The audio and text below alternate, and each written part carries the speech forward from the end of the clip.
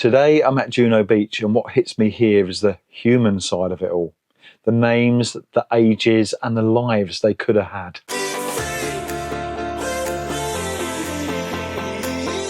Well, good morning. So, well, what day am I on now? Don't even know anymore. But yeah, this trip's not been without its struggles. I've had my ups and downs on the emotional level. But yeah, I am on this campsite, as you see on the last vlog, so I will show you around this campsite at some point today. But it is lovely weather out there. Let's get my sliders on. Yeah, I've tucked myself back a little bit. I have got the length for this, but I just feel a bit more tucked away, protruding and standing right out. Wow, that sun. It's quite a big site, actually. I don't know how many pitches are here. And they've got a toilet block over the other side there. Now, it's not like the UK where you have your barriers, you have like posts. So if you think about it, from there all the way to there is my pitch. So the size of it's pretty good. And do you know what? For £10, just £10 a night without electricity. Now, if you do want electricity, it is €6.90. So it's nearly the cost of the pitch anyway, extra. But with the sun like this, don't need it, obviously. I'll be probably 100% in the next couple of hours. I used the air fryer and the microwave and all that yesterday. But no, I'm just getting myself ready now. I'm going to head down to Juno Beach just to check out that. I'm going to look at some of the memorials today. May do the museum today. I may leave that until the next vlog, but we'll see. I had to give the van a clean yesterday as well. Well, I've had one little bit of rain, but I'll tell you what, the whole thing was absolutely minging. So thanks to Richard from PP Protect for sending me out the ceramic spray, because that's ideal. Also, as well, I'm going to get my bike out today. Okay, sunglasses are on, because it is a beautiful day. Bike's there ready, locks are in the bag. Let's go and explore. So campsite is literally there, and you've got your first memorial here. So it's the Inns of Court Regiment, dedicated to the noble living and the noble dead. But yeah, it was Sea Squadron that landed here. They landed here with their armoured cars on the 6th of June 1944. So it's a nice memorial for them. And this is obviously where they would have landed. Now, Juno Beach, the official Juno Beach, is just down that way, but it's all connected. Unfortunately, I would assume there was flags flying at one point. Now, there's plenty of flags flying on the campsite. Literally, the campsite is just down there. So a little bike ride, or you can walk over the dunes to get to the Juno Centre. Sign here what you can and can't do on the beach. And yeah, so 7th Brigade. And it looks like they fished this tank out of the water. And it shows you there where they found it. So British Royal Engineers tank at the time. Yeah, this obstacle clearance tank belonged to the British 26th Royal Engineer Squadron. Landed on the morning of 6th of June 1944. And it was sank into 4-metre deep bomb crater. But this is just the start. So the Juno Centre's just down that way. And I think you can drive up, park in here if you needed to. Photo opportunity there. Yeah, 26th Assault Squadron Royal Engineers. And 7 Canadian Infantry Brigade. So that's quite a beast. Look at that. So it is a monument. I've asked not to climb on it. I suppose many people would. 1 Charlie. Yeah, you even got a spare track, obviously to try and clear any obstacles in the way to get the others through. So literally just down from the tank, you've got the entrance to the beach here. And you see there, here on the 6th of June 1944, Europe was liberated by the heroes of the Allied forces. Canadian flag. People have been laying the shells. I'm not sure what they represent. Thinking about all the names and the people that landed on this beach that day and the fear. But what was their families thinking? I mean, today, it's just people enjoying themselves, really. Yeah, looks like you can do a bit of sailing. Must be a sailing school or something. To be fair, it's a lovely beach. If the wind drops, it gets quite windy on this coast, I've noticed. Now, we've been to the other beaches before and that was quite windy as well. So behind me is the car park. And just to the side of the car park, you have another memorial. This stands as tribute to the soldiers of the Canadian Infantry. My thing is though, is everywhere I've been, you always have the flags flying. This is the second monument they're not flying. So can anyone put in the comments, is there a reason there's no flags up? Is it vandalism? Or do they only go up at certain times? I'm not sure what this building is. Obviously there is a door and shutters, so maybe it was just, I don't know, selling things. Ah, there's a plaque actually, there's a plaque. Let's have a look. Sergeant Jack Cecil Dunn, number 2 platoon, 262 Advanced Field Company, Royal Engineers, who gave his life on Juno Beach, 6th of June 1944, age 25. So it's a memorial for Jack. Now, I'm not sure what this has to do with it, and no doubt there'd be a whole story behind that. But again, I'm looking at another monument, bit memorial, and where are the flags? What's going on there? Overlord, the assault. And as you can see, we're in Juno, so Gold and Sword Beach being next to it, the British beaches. I think that was their objective there. So number 1, yeah, you've got Pegasus Bridge over there. So it's just explaining all the little details across the beach. Where are we? 10 and 11. So it's just telling you the site. Yesterday I came over that bridge to get to the campsite, so you've got this whole area here. I think there's a marina the other side, so I will be exploring the marina and everything, but it's a lovely area. I've even noticed there's a few vans that have been sort of off-gridding. I'm not sure if they're there for the night, but ideal location for it. Yeah, so it says there on June the 6th, Juno Beach, Mike Sector, was closest to the HQ of Commander of Allies Ground Forces. So you just got all this up here. Again, it's just showing you the bits of information there. Just where that was there is, you can overlook the beaches. Like I say, I don't think we're actually on Juno just yet, because I think it is the other side of the museum. However, all this beach would have had activity, and you've got this massive, well, it's not even a cross, so I'm not sure what that is. Let's have a little look and see if it's got any plaques or anything. There's a plaque over here. Okay, General Charles. I wouldn't even know how to pronounce that second name, so something to do with the 14th of June 1944.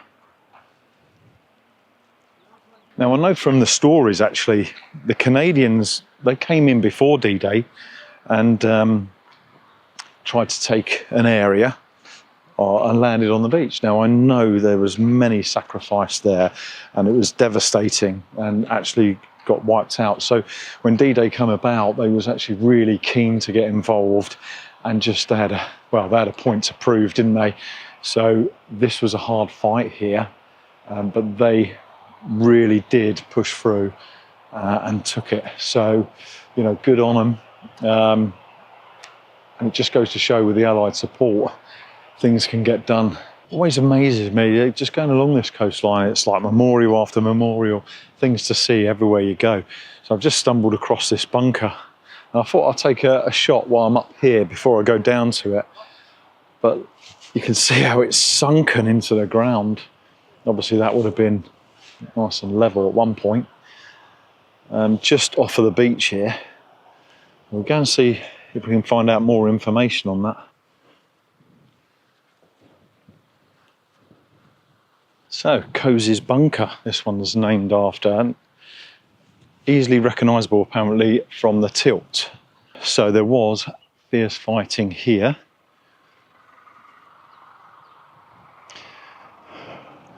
Now surely it wouldn't have been on this tilt the whole time, or was it? I don't know.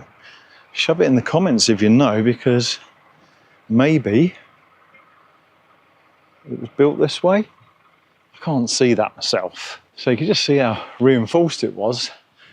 And actually, was that like something hitting it? Maybe it was, but you got the steel wire, steel bar running through the concrete there.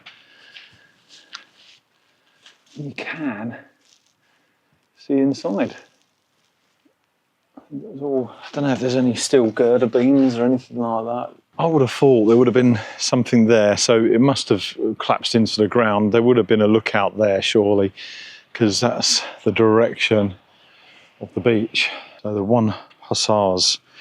Now, this was on early morning, June the 6th, again, 1944, 19 amphibious Sherman tanks of B Squadron. They were launched 3 kilometres from the coast. So what I thought, because I see the flags there, I thought this was the museum. But no, that's the sailing centre. So centre Juno Beach is still down that way, a lot further down. Obviously, I'm not quite at Juno Beach yet, but I wanted to show you this area here.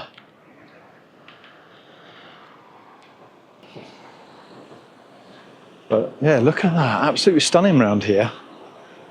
Always going nowhere, tide's out, mate. Must be waiting for the tide to come in. Or it's filling up slowly. Got a few boats moored along here, and as you can see, it's tidal. Right, there we go. So, Park Juno. That's where we was just showing you there, the water running down through there. So we're this side, the centre's there. But you've got this big marina in here as well, so over the other side. A couple of bridges to get across, so it looks like it's sort of own little island, really. There you go. As you can see, there's the actual museum itself. Got plenty of flags flying. You've got the 2 at the front, which is the French and the Canadian, and then a lot of Allied troop flags over there. Netherlands, Switzerland, yeah, all there. So let's go and see what these boards are over here. As a museum, the Juno Beach Centre has a role to play in contributing to the United Nations Sustainable Development Goals and in aligning its development with more responsible form of tourism. I think, yeah, it's just explaining a little bit about the museum itself. I've noticed down here as well, it's sort of explaining a few different species of animals and insects and stuff they've got down here. A bit about the windbreak barriers. Let's have a quick look at the beach. Ah, so that over there, where that boat's coming in, that must be a way into the harbour area. It must run through there, straight into this bit here, where the museum is. Now the museum itself, I'm not going to do till tomorrow. Like I say, I'm here for a couple of days. And I need to rest sometimes as well. But then I can spend the day there or inside without actually looking at all the other bits around the area, which is what I was interested in as well. Standing here today, I had a surreal moment where it really brought home to me, you know, just how personal these stories can get. I was talking to a couple that come from Canada, and his dad actually was on this beach. So he's come to show his respects and have a look for himself. And it's taken him years to actually do that. But it's the personal stories of people that suffer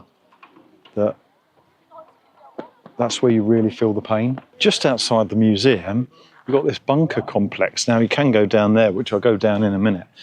And possibly that's to see inside the bunker. Now it's probably going to be pitch black. Looks like a vent hole there. And that is probably where a gun turret was, straight to the beach.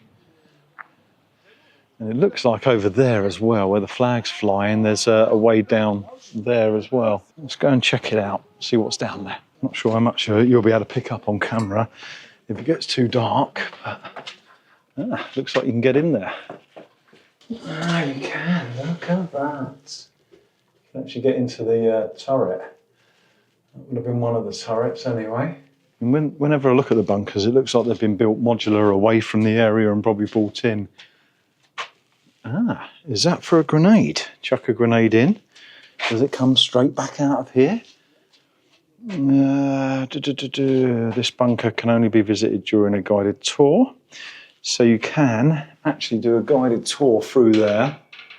There's actually lights in there. Maybe that's something I'll look into. Be quite cool. Guided tour through the bunker. Again, I'm assuming you can get through there as well. Maybe a guided tour, but that must go all underground here. There is actually a picture here, illustration. You can see the machine gun and the German soldier on top of the turret up there. All formed obviously part of the Atlantic Wall. So here you've got two different types of artillery guns. Yeah, so they're 40mm, basically the guns. When it comes to raw artillery, you've got to call them guns, not cannons. But yeah, just when the guns were brought on, it was the Canadian troops who had begun their fight for the liberation. So what's the reflection today? Today, it's others. The sacrifice they made, the families that had to sacrifice by being left behind, and the ones that did come back. Families struggle because of their mental health. But this here, this just sums it up really. It's not just a battle out there. It was the amount of deaths. And all these names through here. Hundreds.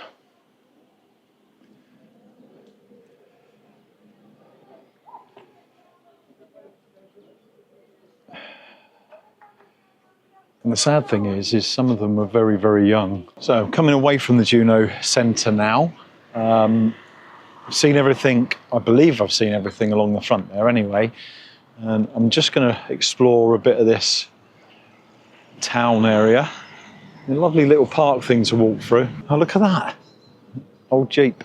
I think I have to come this way to then get to the other side and carry on the beach. So we'll see if I've got my bearings right.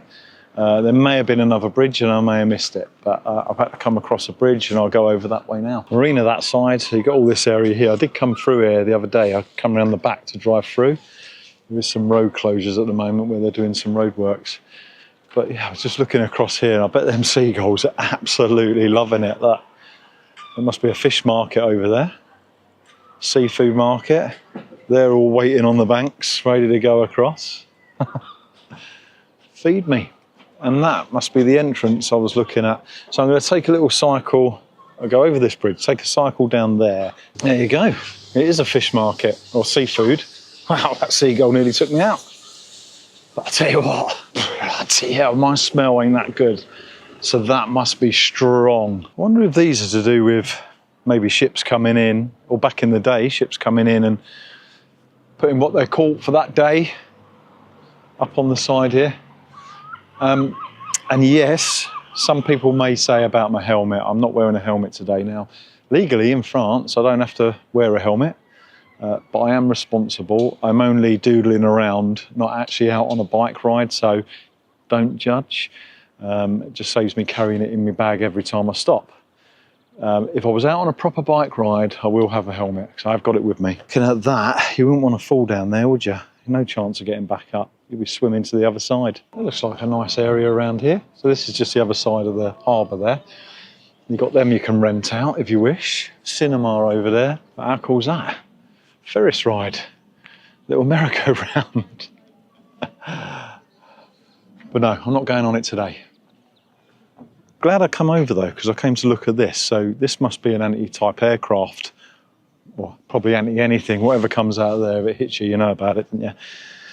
Just look at the damage it's had done there.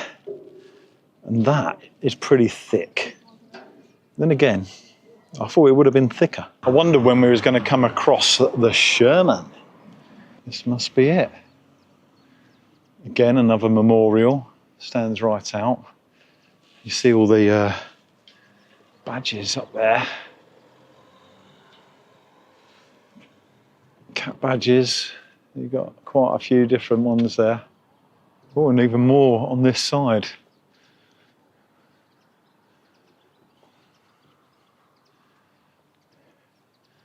But obviously you've got the cannon. And then the two guns. Quite a vicious tank back in the day. There we go. If you go to the other side of the board, you're going to see it in English. So at 0730 hours, 6th of June 1944, the 6th Canadian Armoured Regiment. So they were in support of 7 Canadian Infantry Brigade of the 3 Canadian Infantry Division. So duplex drive Sherman tank. Waterproof chassis fitted, with a collapsible canvas screen and a rubber tubes inflated with air. It was moved through the water by 2 propellers at the rear. And on reaching the shore, reverted to a normal tank. How cool is that? So that's how they got it to shore. Another memorial there. Just makes me wonder on this one then, they're flying the European flag and the French flag, but where's the others? Oh, this is the entrance to the harbour then. She goes down through there. See a big cross up there. You can actually walk out onto that.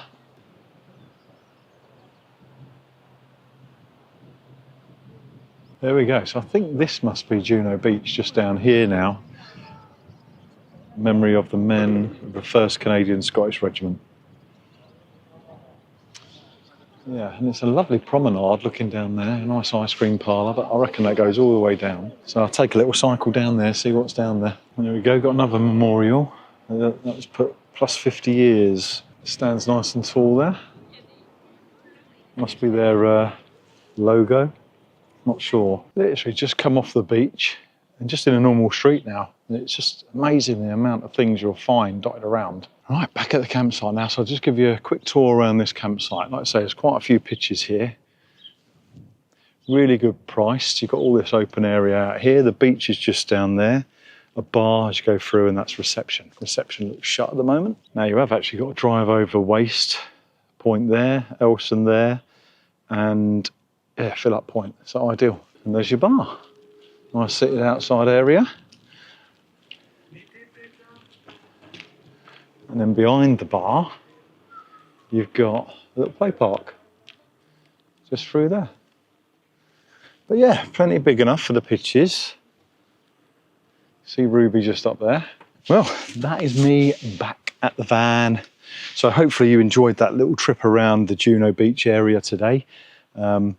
Campsite, like I said, is €10 a night. It does depend how many people, what unit, etc. So I'm just one person in the van. Didn't ask for electricity, didn't need it, but that's €6.90 if you did want it. Toilet facilities, or the toilet block is like any standard toilet block. You've got the showers and everything and sinks on the outside, so it's no different there. So next video, we'll probably be going into the Juno Centre. I'm going to explore that a bit more, and there's a bit more of the town I want to see. Because I just drove through it now and it looks absolutely lovely, so I'll bring you along on that one. And I want to say thanks again to everyone that subscribes, supports the channel, and I will catch you on the next one. So until then, bye.